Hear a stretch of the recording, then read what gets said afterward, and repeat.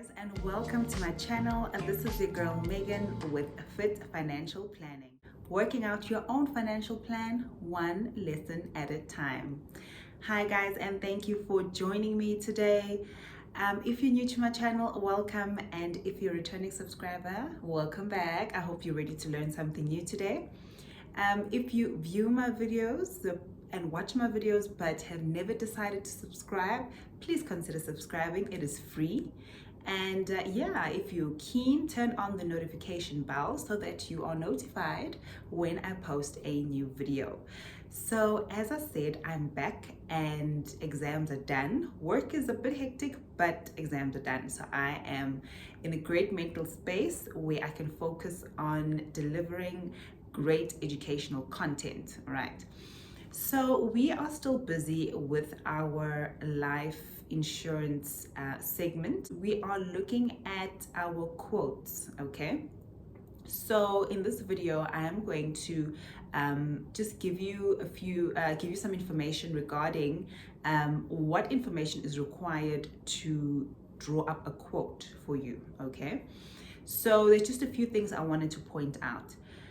This information is relevant for whether you're a consumer or a client requesting quotes from an advisor, and this is also for an aspiring advisor, junior advisor, or if you are coming from a tied agent position to an independent financial advisor. This will also give you a guideline of the information that is required to draft a quote for a client.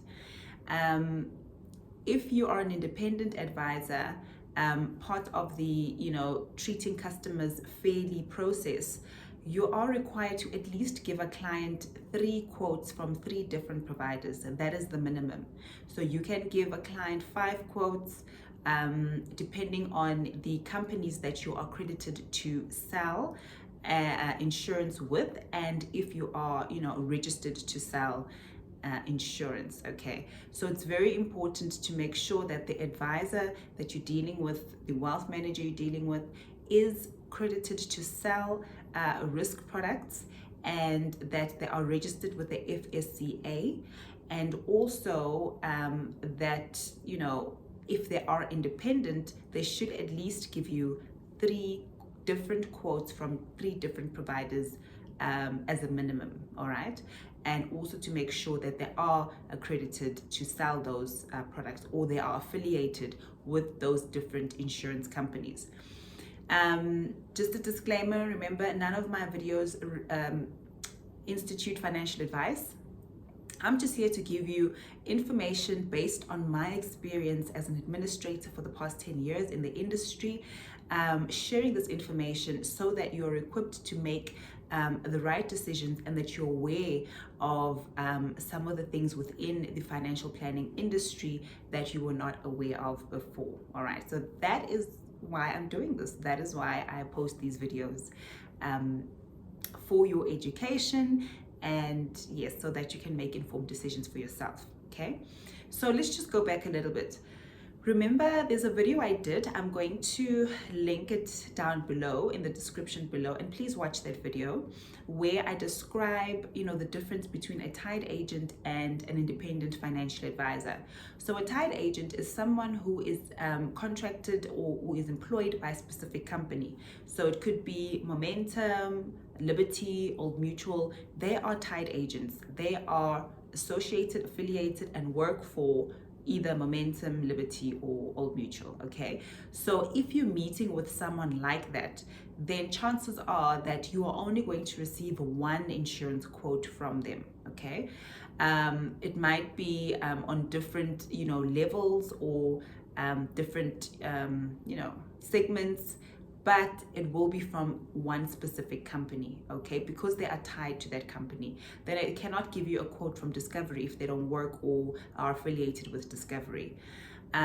So that's the difference. And then an independent financial advisor, an IFA, then has the liberty to actually give you quotes from multiple providers, and obviously explaining the benefits, the terms and conditions of each one, and also looking at which one would best suit your needs, which provider or company which will best suit your needs.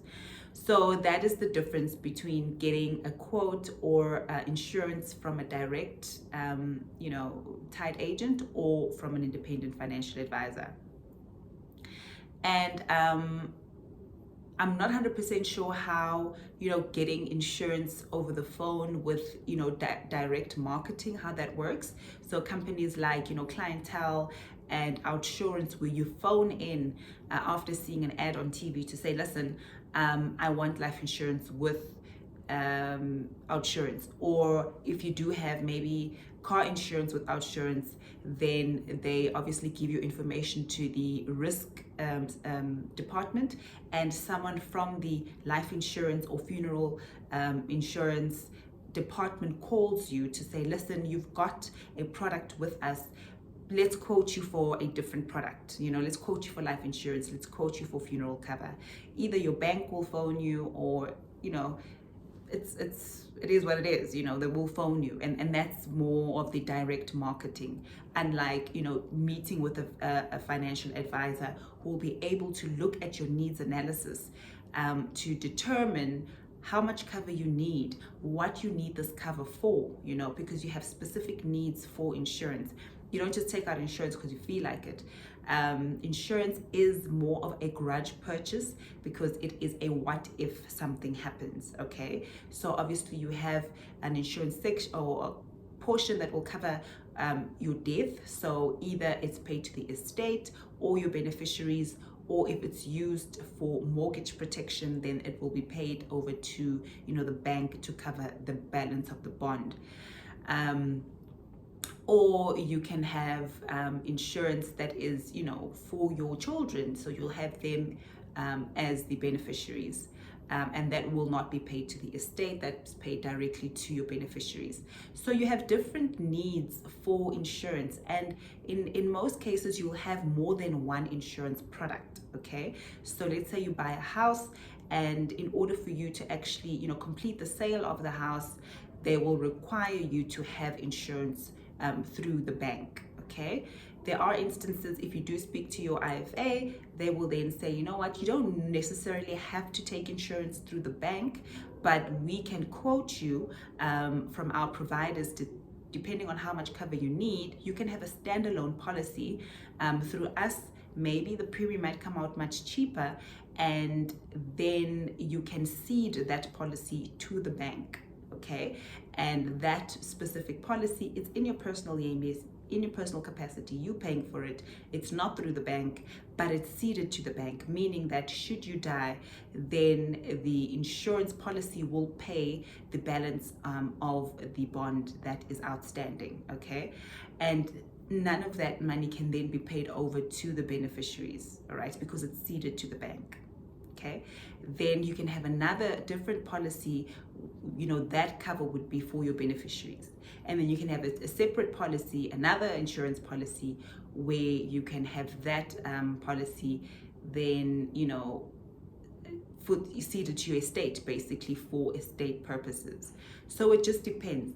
Or alternatively, you can have one insurance product, okay, that then has a larger insurance amount that is then divided amongst all these different needs. So that's why it's so important to meet with a financial advisor, an IFA, who will be able to guide you as to, okay, it might be cheaper to take separate policies or one policy depending on your risk profile and depending on your needs, okay? So the quote process is a very, very important process, and that is taken very seriously because this is, starting a relationship with an insurance company to, secure and safeguard whatever needs that you have.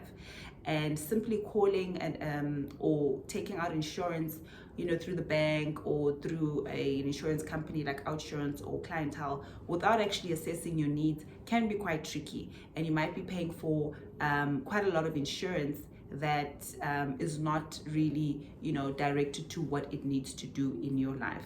So that's why it's important to meet with a financial advisor and to discuss things like this. If you do have an insurance product right now, you can still meet with a financial advisor to go through that insurance product, looking at your needs analysis, looking at what you currently have, and making sure that what you have is sufficient for your specific needs, looking at your assets, looking at your liabilities. That is very important. So the quote process is important. And if you have a current policy, there are things that are called alteration quotes, where they can alter specific features on your existing policy. So on the alteration quote, you might update specific details. It might be that you're married now. It might be that you have more dependents now. It might be that you've got a property that needs insurance, linked to it. So your life changes from time to time, or it could be that you can't really afford the policy anymore and you actually want to reduce your benefits, you want to reduce the premium on that, but you don't want to cancel your policy, because canceling your policy, then you're going to have to, at a later stage, take out insurance and then you start from scratch. So you're basically a new risk and you're much older. You might have an ailment or two, and it might work against you. So if you have a policy, there's always ways to adjust or alter the policy by an alteration quote. And it's also great to sit with the financial advisor to make sure that the alterations suit your lifestyle, suit your needs analysis, suit your assets and liabilities. Okay. Insurance can be expensive, but you shouldn't be paying for something that you really don't need, and you also don't want to be overinsured, okay? Because that's another problem. If you're overinsured, it just doesn't benefit you. You're spending so much money on insurance where you can redirect some of that money to buy you maybe additional products like income protection that you might not have, enhancing your disability benefits, enhancing your critical illness benefits, because these are the benefits that you will need to benefit from while you're alive. So risk planning is not just for death, but it's also for what happens if something happens to me and I don't die and I'm still alive, and there's a disability event or there's a critical illness event. What happens to me at that point? So insurance then covers those eventualities. So that's why you would need a holistic picture, and a financial advisor can help you define that picture for you specifically, because everything is tailor-made for you. All right, it's not a one size fits all. Okay, so it worries me when companies just sell, get life cover for this amount. Okay, cool, but you need to make sure that is it just life cover that you need, or what about the other benefits which would be beneficial to you? Okay, so let's just go through. It's a quick list of things that will be required to generate a quote. Okay, because that's where you need to start. So you need to be aware as a client or as an IFA. What information is required to actually draft these quotes. In most times, the independent financial advisor, they do have the quote packages installed on their computer, and they are able to actually generate these quotes for you. In some cases, it might need to be sent to a broker consultant who works for the specific company, who will then be able to generate the quote for you. Okay, so we'll just have a look at the details required to draft an insurance quote.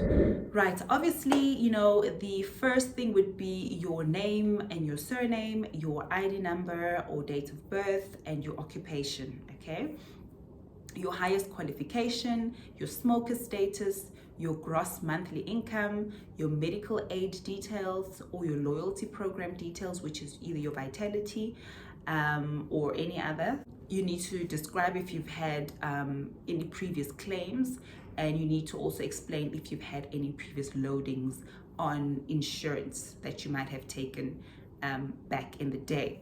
Then, so these are the basic, this is the basic information that they will need. Then your purpose for the risk benefit. Why are you taking this out? Okay, is it individual cover? Is it buy and sell cover? Or is it key person cover? But I'll still do a full video on buy and sell cover, key person cover, and the differences. If you are taking a buy and sell cover, you need the value of the company, basically, and the structure who's the owner, or if it's for business assurance, the contract that you've signed with your business partners. Those will give us the terms of the structure and how the business is run. And then if it's a key person policy, also the contract they would also need to be supplied. Then offshore cover, you should also note that you do get offshore cover where you are covered in a specific currency.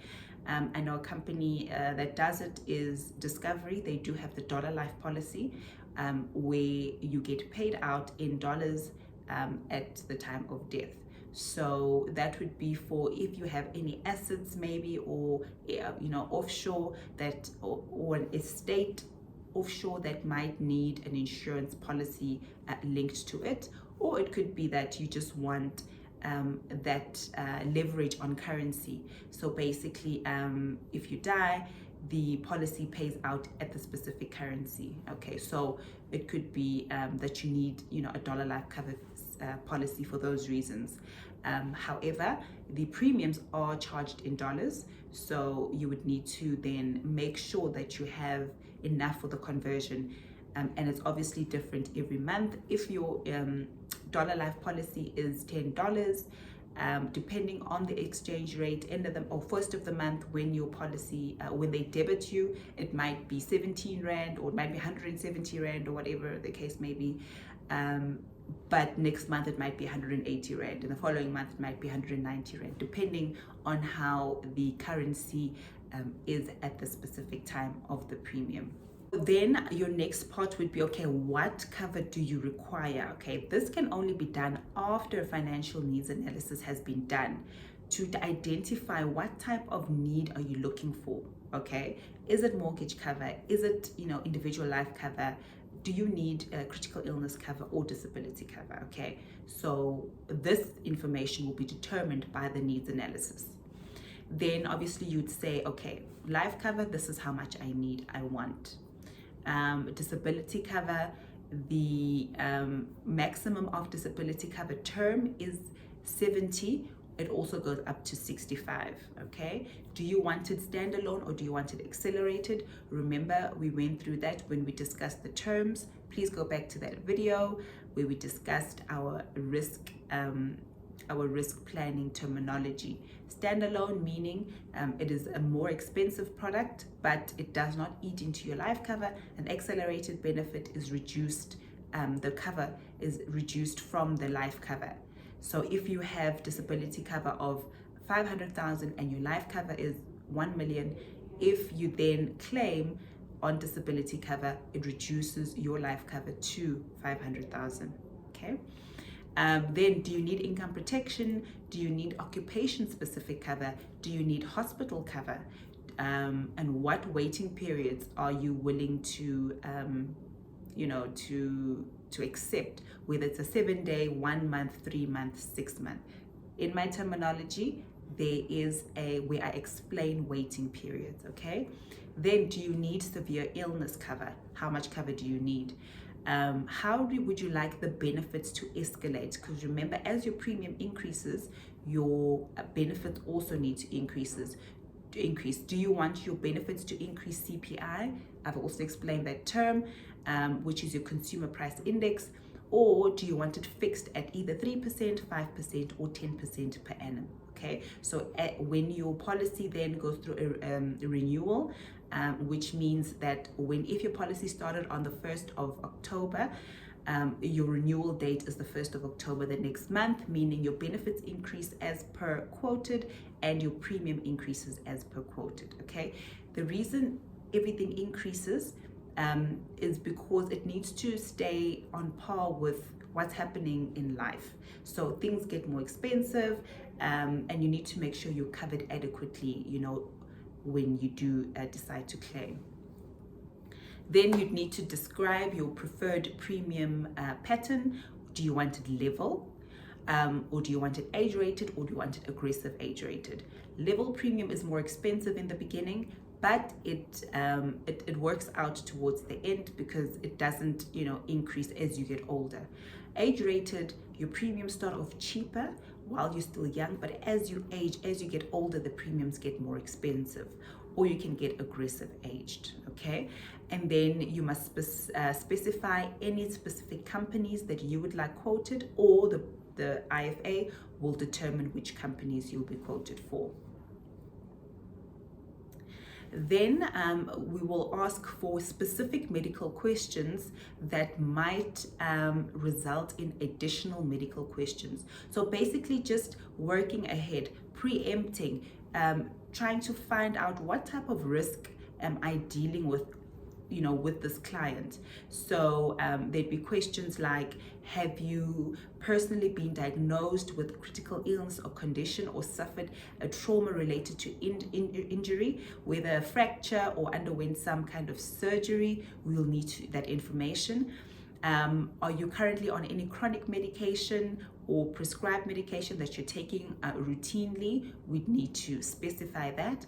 And then also, are you involved, or do you have any extreme sports that you take, that you do on it, you know, from time to time, your avocation, or you know, things that might trigger a loading or an exclusion, such as skydiving, free mountain climbing, off-road biking, scuba diving, mountaineering, things like that, that might put yourself at a higher risk of anything happening to you. Number one, triggering a disability event, or number two, triggering a death event. So these are the type of things that we would need to prepare you for as a client, to say that, okay, let's get this information before we even quote, because we might, you know, need more information on this when we go through the application stage. Also to note that, okay, should you get a loading, how much then critical illness cover, you know, you might need, or how much you might be loaded for, how much disability cover you would need, and how much you would be loaded for. So it's just giving, you know, the IFA all the information that they need to better prepare you for the application process, and to better give you a better quote. And also knowing which providers are lenient on certain things. So you know, some companies don't really care much on, you know, extreme sports or avocations that you do, hazardous avocations. Some of them are very finicky when it comes to that.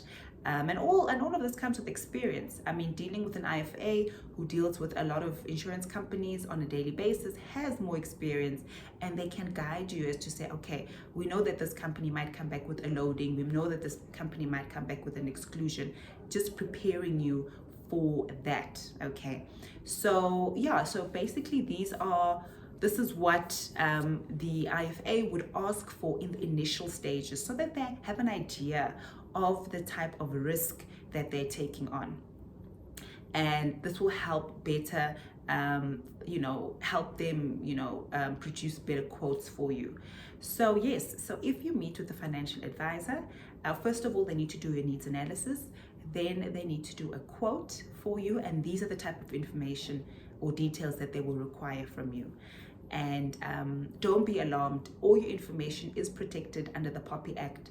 And you know, this is all part of treating customers fairly, which is an initiative initiated by the regulatory board to make sure that clients are treated fairly. But for clients to be treated fairly, you also need to know as much information as possible, so that they can be able to make, you know, better decisions and give better advice. So I hope this video was informative, and it gave you just an idea on why the IFA would ask for certain things. And if you are a junior financial advisor, or if you're new to the financial planning, you know, career, these are the type of things that you need to ask your clients, and these are the reasons why. Okay, so if you have any questions, please in the comments below, send me your question or send me an email, and I'll gladly assist you. In our next video, we will be going through a few quotes from some of the service providers that have been done. I've done them on my life, so you'll be able to see the different companies and what their quotes actually look like, and I'll point out the important things to look for in a quote. Okay, and then yeah, and then we'll just take it from there. So thank you so much for joining me once again. I really appreciate your time, and I really hope that you learned something new. Until the next one. Take care and God bless.